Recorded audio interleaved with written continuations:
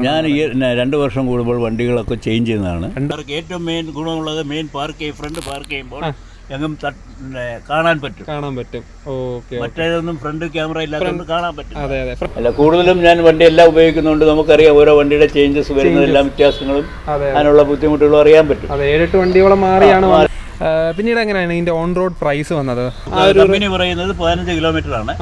എന്നിരുന്നാലും hello Astor, open the sunroof.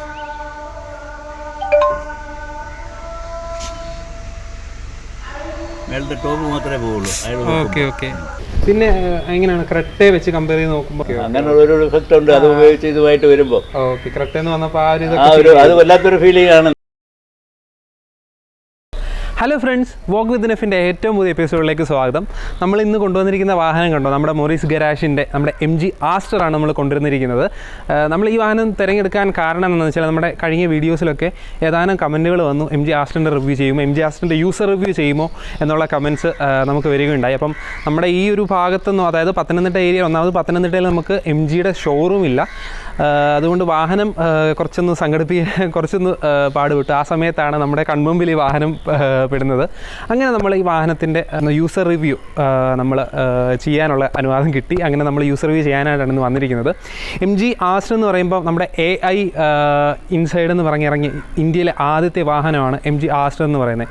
നമ്മുടെ MG Hector internet inside എന്ന് പറഞ്ഞ് അവതരിപ്പിച്ചതിന് ശേഷം നമ്മുടെ MG Astorം ഇന്ത്യൻ മാർക്കറ്റ് കീഴടക്കാൻ വേണ്ടി വന്ന ഒരു വാഹനം തന്നെയാണ്. ഒറ്റ നോട്ടത്തിൽ കാണുമ്പോൾ നമ്മുടെ MGയുടെ EV ഉണ്ടല്ലോ, MG ZX EV പോലെ ഒരു ലുക്കൊക്കെ തോന്നുമെങ്കിലും വളരെയധികം വ്യത്യാസങ്ങൾ ലുക്കിലാണേലും അല്ലെങ്കിൽ ഇതിൻ്റെ ബാക്കി കാര്യങ്ങളിലാണേലും തീർച്ചയായിട്ടും ഉണ്ട്. ഇതിന് ഫ്രണ്ടിൽ തന്നെ ഇതിൻ്റെ റഡാർ വരുന്നുണ്ട്. അപ്പം വളരെയേറെ സവിശേഷതകൾ നമ്മുടെ റഡാറിലൂടെ കുറേയേറെ ഫീച്ചേഴ്സ് അതിലൂടെ നമുക്ക് ഈ വാഹനത്തിൽ കാണാനായിട്ട് സാധിക്കും. അപ്പം ഈ വാഹനത്തിൻ്റെ റിവ്യൂ വീഡിയോസ് ധാരാളമായിട്ട് നമ്മുടെ യൂട്യൂബിൽ അവൈലബിൾ ആണ്. അപ്പം അതിൽ നമ്മൾ ഇതിൻ്റെ ഫീച്ചേഴ്സ് എല്ലാം നിങ്ങൾക്ക് കാണാനായിട്ട് സാധിക്കും. അതുകൊണ്ട് ഞാൻ ഇതിൻ്റെ ഫീച്ചേഴ്സിനെ പറ്റി ഡിസ്കസ് ചെയ്യുന്നില്ല. ഈ വാഹനത്തിന് നമ്മൾ സ്ഥിരം ചെയ്യാറുള്ളത് പോലെ തന്നെ നമ്മുടെ വാഹനത്തിൻ്റെ യൂസർ എക്സ്പീരിയൻസ് ആണ് ചെയ്യാൻ പോകുന്നത്. അപ്പം ഈ വാഹനം ഉപയോഗിച്ചിട്ട് എങ്ങനെയുണ്ട് എന്ന് ഇതിൻ്റെ ഉപയോഗിക്കുന്ന ഉടമയോട് തന്നെ ചോദിച്ചാണ് നമ്മൾ സാധാരണ ചെയ്യുന്ന പോലെ തന്നെ നമ്മൾ ഈ വീഡിയോ ചെയ്യാനായിട്ട് പോകുന്നത്. അപ്പോൾ നമ്മുടെ ഉടമയെ നമ്മൾ ഈ വീഡിയോയിലേക്ക് സ്വാഗതം ചെയ്യാനായിട്ട് പോവുകയാണ്. ഓക്കെ, അപ്പോൾ നമ്മുടെ ഓണർ ഇവിടെ എത്തിയിട്ടുണ്ട്. Hi uncle. ഹലോ. പേരെങ്ങനെയായിരുന്നു? ഇസ്മായിൽ അല്ലേ. എന്ത് ചെയ്യുന്നു? ഞാൻ ഒരു റിട്ടേൺ ഗൾഫാണ്. അപ്പം നാട്ടിൽ സെറ്റിലായി. ഓക്കെ. അപ്പം MG Hector സ്വന്തമാക്കി, MG Astor സ്വന്തമാക്കി.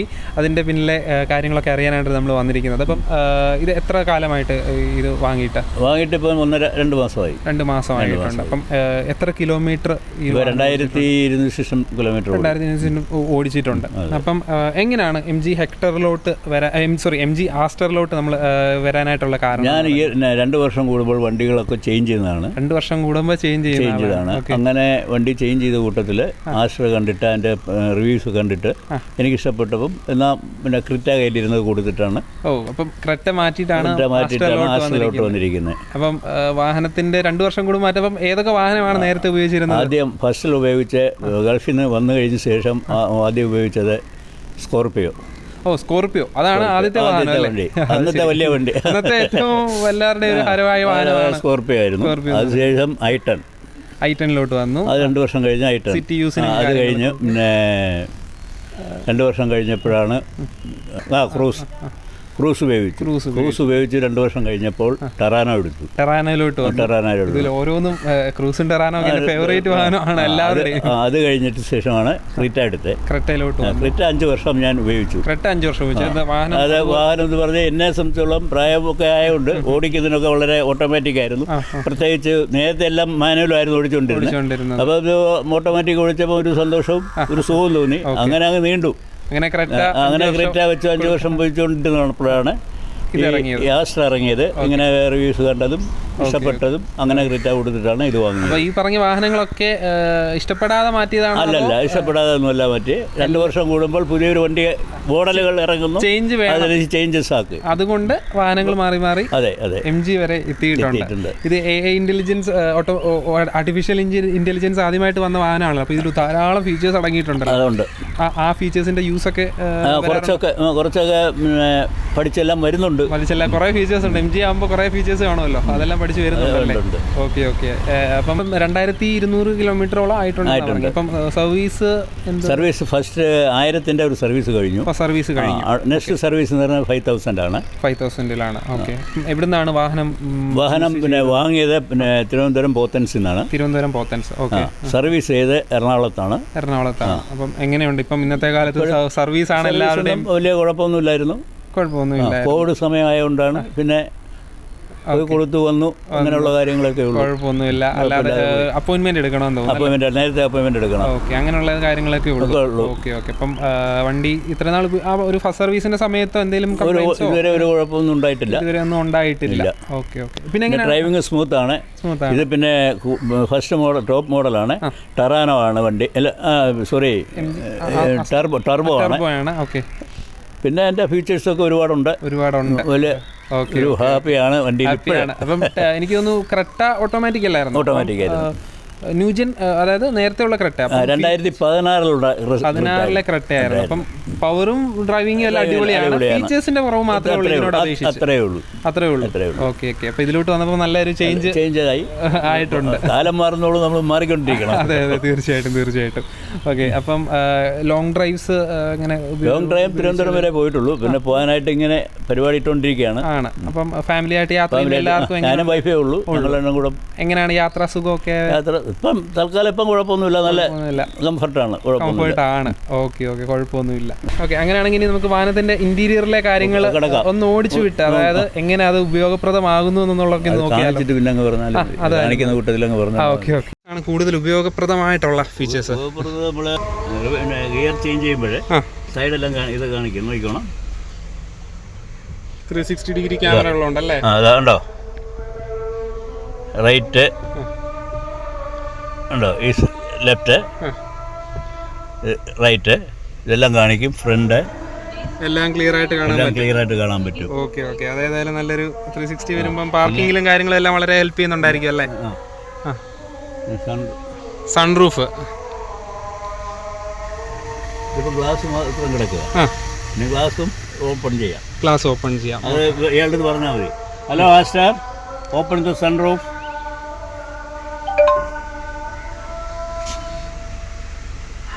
മേളത്തെ ടോപ്പ് മാത്രമേ പോവുള്ളൂ. Okay okay. നമ്മളിത് ബട്ടൺ നിൽക്കുമ്പോഴാണ് ഇത് മാറി കിട്ടും അല്ലേ? നാവിഗേഷൻ സിസ്റ്റവും മറ്റേ എല്ലാം, വെതർ റിപ്പോർട്ടും എല്ലാം ഉണ്ട്. വെതർ റിപ്പോർട്ട് എങ്ങനെയാണ്? റിപ്പോർട്ട് മഴയുടെ അനുസരിച്ചിട്ട് റിപ്പോർട്ട് അത് പറയുന്നുണ്ട്. ടൈമിൽ മഴ വരും പറയുന്നുണ്ട്. എല്ലാം ഉണ്ട്. അപ്പം നല്ല വലിപ്പമുള്ള ഒരു സ്ക്രീൻ ആയതുകൊണ്ട് ആയിരിക്കുമല്ലോ അല്ലേ? Okay okay. പിന്നീട് ക്രൂസ് കൺട്രോൾ ഒക്കെ യൂസ് ചെയ്ത്? ക്രൂസ് കൺട്രോൾ ഉണ്ട്. അത് ലോങ് റൂട്ടിൽ പോകുമ്പോഴേ ഉള്ളൂ ഉപയോഗിക്കാൻ പറ്റുന്നുള്ളൂ. 45 കിലോമീറ്ററിന് ശേഷം മാത്രം ഉപയോഗിക്കും. കൺട്രോൾ ഉപയോഗിക്കും. അപ്പോൾ 80 കിലോമീറ്റർ വരെ അത് അഡ്ജസ്റ്റ് ചെയ്യാം. പിന്നെ നമ്മൾ ഓടിച്ചുകൊണ്ടെങ്കിൽ കാലെടുത്ത് കഴിഞ്ഞാൽ പിന്നെയും പോകും. അപ്പം ക്രെറ്റയിൽ മാറിയപ്പോൾ എനിക്ക് തോന്നുന്നു അതൊക്കെ ക്രെറ്റയിലില്ലായിരുന്നു. 2016 ക്രെറ്റയിലില്ലായിരുന്നു. ഓക്കെ. അപ്പൊ അതിൽ നിന്ന് മാറിയപ്പോൾ അതൊക്കെ നല്ലൊരു ചേഞ്ച് ആയിട്ട്. ക്യാമറ ഇപ്പം 5 ക്യാമറ ഉണ്ട്. ചുറ്റിനും കാണാൻ ചുറ്റുകളാണ്. നമ്മളൊരു വണ്ടി എടുക്കുക, ഫ്രണ്ട് പാർക്ക്. ഏറ്റവും മെയിൻ ഗുണമുള്ളത് ഫ്രണ്ട് പാർക്ക് ചെയ്യുമ്പോൾ എങ്ങും കാണാൻ പറ്റും. ഓക്കെ. മറ്റേതൊന്നും ഫ്രണ്ട് ക്യാമറ ഇല്ലാത്തതുകൊണ്ട് കാണാൻ പറ്റും. അതെ അതെ. ഫ്രണ്ടാണ് നമുക്ക് കുറച്ചുകൂടെ നമുക്ക് സേഫ്റ്റി. എവിടെയെങ്കിലും പാർക്ക് ചെയ്യുമ്പോൾ സ്ഥലമുണ്ട്, ഫ്രണ്ട് ഇടും. അതെ അതെ. പിന്നെ സൈഡിലെ ക്യാമറ ഉള്ളത് ഉപയോഗം എന്ന് പറഞ്ഞാൽ സൈഡിൽ വണ്ടി എടുത്താലും നേരെ കൊണ്ടുപോയി പാർക്ക് ചെയ്യുന്നതിന് ബുദ്ധിമുട്ടില്ല. Okay okay. അപ്പം ടൗണിലൊക്കെ യൂസ് ചെയ്യുന്ന സമയത്ത് വളരെ ഇതാണ് ഉപയോഗപ്രദം. എല്ലാ വണ്ടിയിലും റിവേഴ്സ് ക്യാമറ ഉള്ളായിരുന്നു നേരത്തെ ഉള്ള. അപ്പൊ ഇത് വലിയൊരു ചേഞ്ച് ആണ് ഇതിലോട്ട് വന്നപ്പോൾ. അങ്ങനെ ഉള്ളത് കൊണ്ട്, ഇത്രയും ഫീച്ചേഴ്സ് ഉള്ളതുകൊണ്ടാണ് എടുക്കാൻ താല്പര്യപ്പെട്ടത്. Okay okay. പിന്നീട് എങ്ങനെയാണ് മൈലേജ് കിട്ടിക്കൊണ്ടിരിക്കുന്നത്? സർവീസ് ഒരു സർവീസ് 1000 സർവീസ് കഴിഞ്ഞതേ ഉള്ളൂ. ഇനി അടുത്ത സർവീസുകൾ കഴിയുമ്പോഴേ ഈ കിലോമീറ്ററിന്റെ വ്യത്യാസങ്ങൾ അറിയാൻ പറ്റുള്ളൂ. ഓക്കെ. ഇപ്പോഴേ ഒരു 13 കമ്പനി പറയുന്നത് 15 കിലോമീറ്റർ ആണ്. എന്നിരുന്നാലും ഒരു 13 വരെയൊക്കെ കിട്ടാൻ സാധ്യതയുണ്ട്. അത്രയൊക്കെ കിട്ടാൻ സാധ്യതയുണ്ട്. 1-2 സർവീസ് കഴിയണം. അത് വലിയ കുഴപ്പമില്ലാത്ത മൈലേജ് ആയിരിക്കും. കാരണം ഇത്രയും ഫീച്ചേഴ്സ് എല്ലാം 10 കിലോമീറ്ററേ കിട്ടുള്ളായിരുന്നു അല്ലേ? ഓട്ടോമാറ്റിക്കാ? ഇത് ഓട്ടോമാറ്റിക് ആണല്ലോ. Okay okay okay. അപ്പം ഇത് പെട്രോളാണ്. ഇത് പെട്രോളാണ്. ഓക്കെ. നേരത്തെ ഡീസലായിരുന്നു. ഓ, അത് ശരി. ആദ്യമായിട്ടാണ് പെട്രോൾ എടുക്കുന്നത്. ഓ, ബാക്കി ക്രൂസ് നമ്മുടെ സ്കോർപിയോ ഡീസലായിരുന്നു. അത് ശരി. അപ്പൊ ആദ്യമായിട്ട് പെട്രോളിലോട്ട് വന്നല്ലേ? അപ്പോൾ ഇതിന്റെ മൊബൈൽ ആപ്പ് ഉണ്ടല്ലോ, മൊബൈൽ ആപ്പ് ഉണ്ട്. അതനുസരിച്ച് സെറ്റ് ചെയ്ത് കഴിഞ്ഞാൽ വണ്ടി വീട്ടിനകത്തിരുന്ന് സ്റ്റാർട്ട് ചെയ്യാനും AC ഓൺ ചെയ്യാനും പറ്റും, എല്ലാം ചെയ്യാൻ പറ്റും. ചൂടുള്ള സ്ഥലത്തൊക്കെ പോകുമ്പോൾ നേരത്തെ വണ്ടി സ്റ്റാർട്ട് ചെയ്യാൻ പറ്റും. അത് നല്ലൊരു പ്രയോജനമുള്ള കാര്യമാണ്.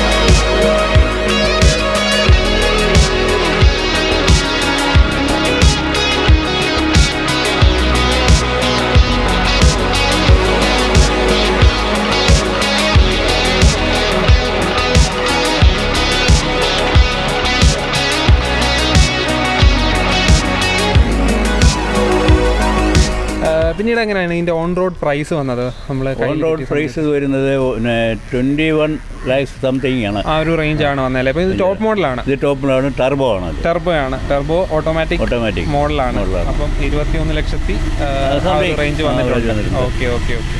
സർവീസ് അങ്ങ് എറണാകുളം ഇവിടെയൊക്കെ പത്തനംതിട്ടയിൽ ഇല്ലാത്തത്, അത് വേണമെങ്കിൽ പിക്ക് ആൻഡ് ഡ്രോപ്പ് ഒക്കെ ഉണ്ട്. പക്ഷേ കൊല്ലത്തുണ്ട്. പക്ഷെ അവർ ആൾക്കാർ വന്ന് ചെയ്യുകയാണ്, ഇവിടെ വന്ന് ചെയ്യാം. ഓത്തൻസ് വന്നിട്ട് കൊല്ലത്ത് വരും. കൊല്ലത്ത് അവർ ചെറിയ ഷോറൂം കണ്ടുണ്ടെന്ന് തോന്നുന്നു. അവിടെ വന്നിട്ട് അവർ ഡേറ്റ് കൊടുത്തു കഴിഞ്ഞാൽ അവിടെ വന്നിട്ട് ചെയ്തു തരും. അങ്ങനെ അപ്പോൾ അത് നമ്മൾ ഇഷ്ടപ്പെടുന്നില്ല. നമുക്ക് സർവീസിന് എന്തെങ്കിലും മറ്റ് സാധനങ്ങൾ വേണമെന്നുണ്ടെങ്കിൽ പിന്നെ പിറ്റേ സർവീസിലാക്കും. ഇവർ വന്ന് ചെക്ക് ചെയ്യുമ്പോഴേ വണ്ടിയെ പറ്റിയുള്ള കംപ്ലൈൻറ്റ് എന്തോന്ന് നമ്മൾ പറഞ്ഞു കഴിഞ്ഞാലും വന്ന് നോക്കുമ്പോൾ എന്തെങ്കിലും പാഴ്സാതോ ഇതെല്ലാം വേണമെന്നുണ്ടെങ്കിലേ അപ്പം അതിനാണ് ഈ സർവീസ് സ്റ്റേഷനിൽ തന്നെ എറണാകുളം ആയാലും തിരുവനന്തപുരം ഓരോ സർവീസിൽ തന്നെ പോകുന്നത്, ഡയറക്റ്റ് പോകുന്നത്.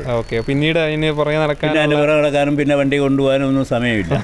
അതുകൊണ്ട് ആദ്യം തന്നെ എല്ലാം പക്കയാക്കി ഇറക്കുകയാണല്ലേ. ഓക്കെ. പിന്നെ എങ്ങനെയാണ് ക്രെറ്റയെ വെച്ച് കമ്പയർ ചെയ്ത് നോക്കുമ്പോൾ? ക്രെറ്റയേക്കാൾ സ്വല്പം വലിപ്പം കൂടുതലുള്ള വണ്ടിയാണ്. ആഴ്ചയിൽ വലുതായിട്ട് തോന്നില്ല. അതെ ഇവരുടെ കണക്കനുസരിച്ചിട്ട് സ്വല്പം ഡൈമെൻഷൻസ് കുറച്ച് കൂടുതലുണ്ട്. ഓക്കെ. അങ്ങനെ ഇപ്പം ഇങ്ങനെ നമ്മുടെ നോർമൽ റോഡ്സിൽ ഓടിക്കുമ്പോഴും വലിയ സസ്പെൻഷൻ വലിയ കുഴപ്പങ്ങളൊന്നുമില്ല. സുഖമുള്ള യാത്രയ്ക്ക് അങ്ങനെയുള്ള ബുദ്ധിമുട്ടുകളൊന്നും ഇവരെയും തോന്നുന്നു. നൈറ്റ് ഡ്രൈവിംഗിന് ലൈറ്റ് വിസിബിലിറ്റിയും കാര്യങ്ങളും കോർണറിംഗ് ലൈറ്റും ഉണ്ടെന്നുണ്ട്. കോർണറിൽ നമ്മൾ റൈറ്റ് തിരിച്ചു കഴിഞ്ഞാൽ അങ്ങോട്ടുള്ള എല്ലാം കത്താതൊക്കെ വളരെ ഉപയോഗപ്രദമായിരിക്കും. അപ്പം മൊത്തത്തിൽ പറയുകയാണെന്നുണ്ടെങ്കിൽ എങ്ങനെയുണ്ട് MG Astor? ബെസ്റ്റ് അല്ലേ? അപ്പം ക്രെറ്റ യൂസ് ചെയ്തു, എല്ലാ വണ്ടികളും യൂസ് ചെയ്തു. ഓരോ സമയത്തെയും തരംഗമായ വാഹനങ്ങളെല്ലാം യൂസ് ചെയ്തിട്ടുള്ള ആളാണ്. ക്രൂസ് എന്നൊക്കെ പറയുമ്പോൾ എല്ലാവരുടെയും ഹരമായിരുന്നു ആ ഒരു സമയത്ത്. അതുപോലെ ടെറാനോ, ക്രെറ്റ, എല്ലാ വാഹനങ്ങളും. ഓക്കെ. അപ്പം അങ്ങനെ MG Astorലോട്ട് വന്നു. ഓക്കെ. സർവീസ് മാത്രം കുറച്ച് ദൂരെയാണെന്നുള്ളൊരു ബുദ്ധിമുട്ടേ ഉള്ളൂ. ആ ഒരു ബുദ്ധിമുട്ട് ഒഴിച്ചു കഴിഞ്ഞാൽ ബാക്കിയെല്ലാം വാഹനം മൊത്തത്തിൽ താല്പര്യമാണ്. നെഗറ്റീവ് ചോദിക്കണമെന്നുണ്ട്, പക്ഷെ ഇതിൽ നെഗറ്റീവ് തോന്നുന്നില്ല. ആളുകൾക്ക് എല്ലാവർക്കും അതാണ് അറിയേണ്ടത്, വണ്ടിക്ക് എന്തൊക്കെ കുഴപ്പമുണ്ട്. ഇതുവരെയും മറ്റു കുഴപ്പങ്ങളൊന്നും ആയിട്ടില്ല. അപ്പൊ വണ്ടി മൊത്തത്തിൽ ഇഷ്ടപ്പെട്ടു. ഓക്കെ.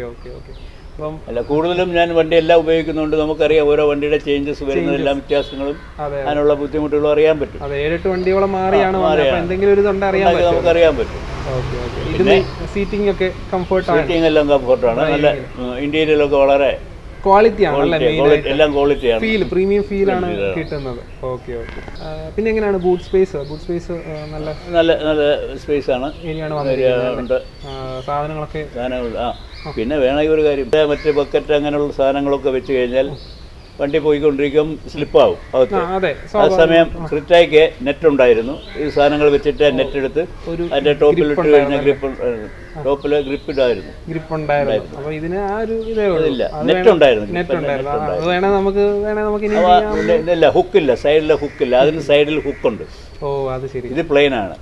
അങ്ങനെയുള്ള ഒരു ഇഫക്റ്റ് ഉണ്ട്. അത് ഉപയോഗിച്ച് ഇതുമായിട്ട് വരുമ്പോൾ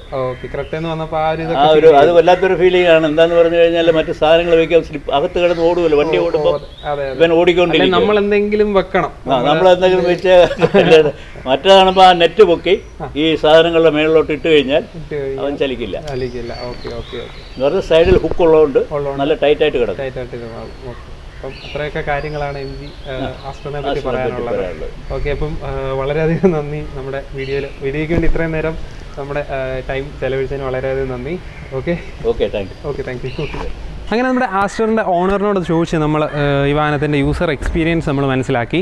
അപ്പം ഈ ഒരു വാഹനം എടുത്തതേ ഉള്ളൂ, ഏകദേശം 2500 കിലോമീറ്റർ ആകുന്നതേ ഉള്ളൂ. ഇപ്പോൾ ഫസ്റ്റ് സർവീസ് കഴിഞ്ഞിട്ടുണ്ട്. അപ്പോൾ അതിൻ്റെ മൈലേജ് ഏകദേശം അറിയാൻ പറ്റി, നമ്മുടെ പ്രൈസ് അറിയാൻ പറ്റി, മുതലായ അത്യാവശ്യമുള്ള, അതായത് ഈ വാഹനം എടുക്കാൻ താല്പര്യമുള്ളവർക്ക് അറിയാൻ ആഗ്രഹമുള്ള കാര്യങ്ങളെല്ലാം നമ്മൾ ഈ വീഡിയോയിൽ ഡിസ്കസ് ചെയ്യുകയുണ്ടായി. അപ്പോൾ ഞാൻ കഴിഞ്ഞ വീഡിയോയിൽ പറഞ്ഞതുപോലെ നമ്മുടെ ടാറ്റ സഫാരിയുടെ വീഡിയോ കുറച്ച് പ്രശ്നമായെങ്കിലും ഞാൻ ഒരു വാഹനം മെയിൻലി യൂസർ റിവ്യൂ ചെയ്യുന്നത് നമ്മൾ റാൻഡമായിട്ട് നമ്മൾ വാഹനത്തിൻ്റെ യൂസറെ കണ്ടുപിടിച്ചാണ് നമ്മൾ ഒരു യൂസർ എക്സ്പീരിയൻസ് വീഡിയോ ചെയ്യുന്നത്. അപ്പം ആ ഒരു വാഹനത്തിൻ്റെ യൂസർക്ക് ആ വാഹനം ഇഷ്ടപ്പെട്ടെങ്കിൽ ഇഷ്ടപ്പെട്ടെന്ന് പറയും, എന്തെങ്കിലും പ്രശ്നമായിട്ട് തോന്നിയിട്ടുണ്ടെങ്കിൽ ആ വാഹനത്തിന് കംപ്ലയിൻറ്റ് പറയും. അപ്പം നമുക്ക് കംപ്ലയിൻ്റ് ഉള്ള ഒരു യൂസറിനെ തന്നെ നമുക്ക് കണ്ടുപിടിക്കണം എന്ന് പറഞ്ഞാൽ ബുദ്ധിമുട്ടാണ്. അപ്പം നോർമലി യൂസേഴ്സിന് കംപ്ലയിൻ്റ് ഉണ്ടെങ്കിൽ അവർ തീർച്ചയായിട്ടും കംപ്ലയിൻ്റ് ഉണ്ടെന്ന് തന്നെ പറയും.